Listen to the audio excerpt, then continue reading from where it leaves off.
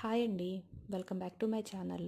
ఈరోజు మనం మిల్ మేకర్తో అచ్చం మటన్ కీమా లాగా ఉండే మిల్ మేకర్ కీమా కర్రీ చేద్దామండి. ఇది సేమ్ మనకి మటన్ కీమా ఎలా ఉంటుందో అలాగే టేస్ట్ ఉంటుందండి. ఒకసారి ఈ విధంగా ట్రై చేసి చూడండి. దానికోసం ముందుగా మనం మిల్ మేకర్ని వేడి నీళ్ళలో ఒక 2 నిమిషాలు ఉడకబెట్టుకొని వాటర్ అంతా పిండేసి ఒక వెజిటేబుల్ చాపర్లో వేసి చిన్న చిన్న పీసెస్గా చేసుకోవాలి. తర్వాత ఒక బాండీ తీసుకొని ఆయిల్ పెట్టి ఉల్లిపాయలు, పచ్చిమిరపకాయలు, కరివేపాకు వేసి కొద్దిగా వేగిన తర్వాత పసుపు కూడా వేసి మంచిగా వేగిన తర్వాత ముందుగా మనం క్రష్ చేసి పెట్టుకున్న మిల్ మేకర్ ముక్కలను కూడా వేసి మంచిగా వేయించుకోవాలి. అవి బాగా వేగిన తర్వాత ఉప్పు, కారం వేసి ఒక 2 నిమిషాలు మగ్గనివ్వాలి.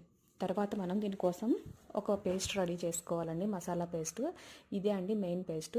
ఇది నేను డిస్క్రిప్షన్లో మెన్షన్ చేస్తాను ఏమేమి వేయాలనేది. ఒకసారి ఈ విధంగా ట్రై చేసి చూడండి, చాలా బాగుంటుంది. అలా పేస్ట్ వేసి ఒక 2 నిమిషాలు వేగిన తర్వాత కొద్దిగా వాటర్ వేసి దగ్గరగా ఎంతవరకు ఉడికించుకుంటే ఎంతో టేస్టీ అయిన మిల్ మేకర్ ఫ్రై అనేది రెడీ అయిపోతుందండి. మిల్ మేకర్ మసాలా ఫ్రై చాలా బాగుంటుందండి. మిల్ మేకర్ కీమా ఫ్రై ఒకసారి ఈ విధంగా ట్రై చేసి చూడండి. ఎలా వచ్చిందో కూడా కామెంట్ చేయండి. Thank you for watching.